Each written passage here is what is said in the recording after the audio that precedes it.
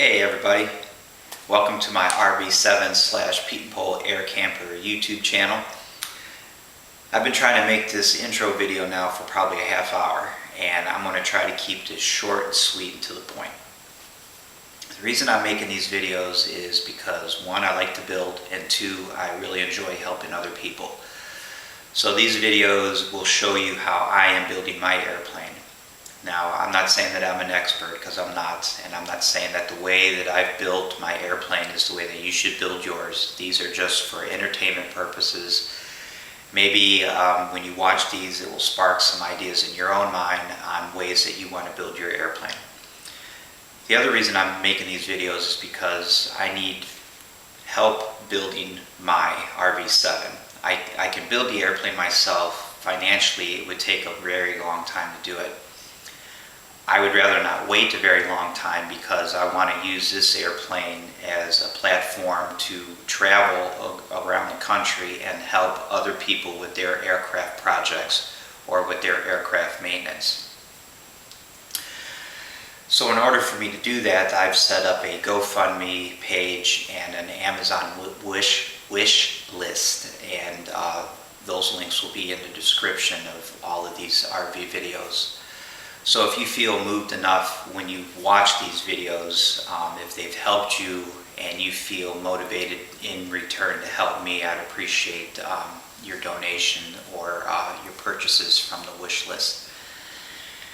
So that's it. That's the mission of the airplane. Like I said, I'd like to use it as a platform to travel to people. They can reach out to me and say, hey, I'm building an RV, whatever. I'm building a Pete and Pole air camper. I'm building a Stoll type airplane. I have a certified airplane that I need some help with, whatever it is. I would like to be able to fly to their shop, to their hangar, and be with them real time, hands-on, and try to help them as best I can.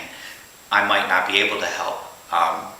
Maybe I show up and the only thing that I can do is help you move a wing from one side of the shop to the other. I'm okay with that. So that's the idea. And as a little thank you, as little as it is, this is an RV7 elevator skin, and if you make a donation or you purchase something from my wish list, I'd like to add your name to this skin, and ultimately, hopefully, I'll have it full of names, and those names and the skin will be mounted at my hangar, what I call Wall of Honor, just as a little recognition that these people were nice enough to help me with my project. So that's it.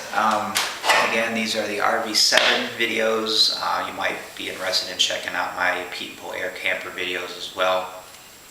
But that's it. All right, that's enough yip yap for now. I say we get to building some RVs.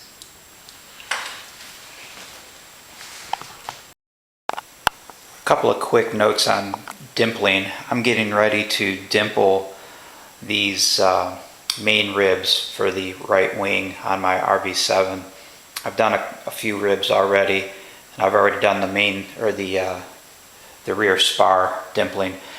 What I want to talk about real quick are the different yokes.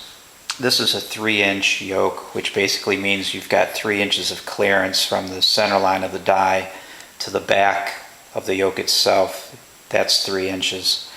One thing that I wanted to make note of is that compared to, let's see, where is he? This is the flange yoke. This is designed to go around like longerons, anything that has an angle on it that you need to get around and down to, you would use this. Now between the two, I like to use this one as much as I can. The reason is, this is quite long. Again, this is a 3-inch span here, and you can see that this gets narrow. This part of this die tends to flex a little bit more than this die. This is a shorter throat. I don't know what this is. I'm guessing this is probably about 2 inches. So this arm is shorter and it's relatively thick and then you've got this beefy part here. So this does not flex as much. I noticed when I use my die sets, I don't have an adjustable die set, so I have to use the washers to get my gap distance here. But when I use this one, which is a lot more stiff, when I switch from this one to this one and use the exact same dies to do the exact same dimpling, I have to add a little bit of a thicker washer to one of these because this flexes a little bit more than this one does. So I have to put an extra washer, a thicker washer in here to get that dimple to really dimple as nice as this one does. However, when I am doing something like these ribs have these lightning holes in them and these little bit of a raised flange here. A lot of times what I've noticed when I use this die, because it has this long area here, this will tend to rub a little bit on areas like this, these types of raised areas. And when you work the die, it will leave a mark on here. If I come over to, let me come over to my rear spar. The rear spar, this is going to be bad lighting, I bet. This particular flange here of the rear spar, I don't know that I can, that's not going to really show up, but trust me when I say that this spar, this flange of the spar is bent beyond 90 degrees. So this is flat, and this flange is actually bent this way. So it's bent into the web. And this particular die, it will scratch the web part of the rear spar when you're dimpling this flange because of this longer leg here. And the fact that this flange is bent into the web, this flange wants to ride like this. Of course, that's greatly exaggerated. And when you work it, it will scratch this quite a bit. Now, if you stick with the 3-inch die, or the 3-inch throat yoke, you can see that this is awfully short and it necks down thinner. So when you have it, this is not the same, obviously this is not the rear flange, but when you have this on the rear flange, it fits in here a little bit nicer and you won't get scratches, and it also clears most of these lightning holes as well. Just something to keep in mind if you don't want your ribs and your different pieces of aluminum scratched. All right, I think that's all I wanted to cover at the moment. I can talk about dimpling and the different yokes for the squeezer as I use them later on in the build. But for now, I think that's it. I'm going to go ahead and get these ribs dimpled and go from there. Oh yes, actually there is another thing I want to talk about. This particular die set that I'm using, this is what's called a a substructure die set. I just call them sub dies for short. I believe I got these from Cleveland Tool. The substructure dies are dimple dies are a little bit bigger.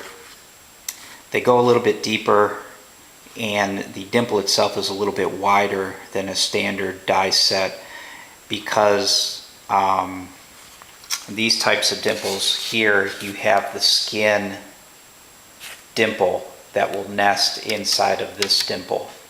So anywhere you have a dimple within a dimple, that base layer of aluminum you dimple with the substructure dies.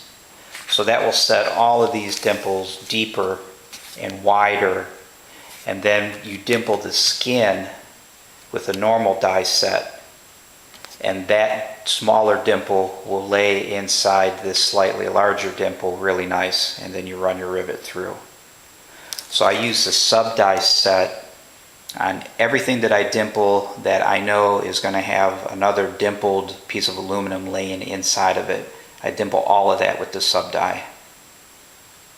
Just another little thing to think about if you're going to be buying die sets. You might want to look into getting the the substructure die set. All right, now I think I'm done. Let's get back to getting these dimpled, and then I can start riveting these ribs onto the main spar. Hey everybody, it's me again. I just wanted to say thanks for checking out my video.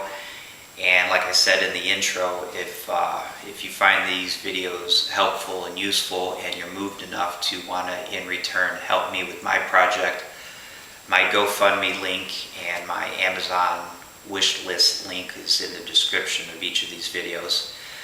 And again, if you do make a donation or a purchase, I'll add your name to this elevator skin, and it will be displayed on my wall of honor at my hangar. So that's it. Thanks for coming by. I really do appreciate the donations, and hopefully when this aircraft is finished, we can meet in person and I will be able to help you or anybody else who needs help with their project, and we'll see what happens. All right, thanks again, and we'll see you in the next video.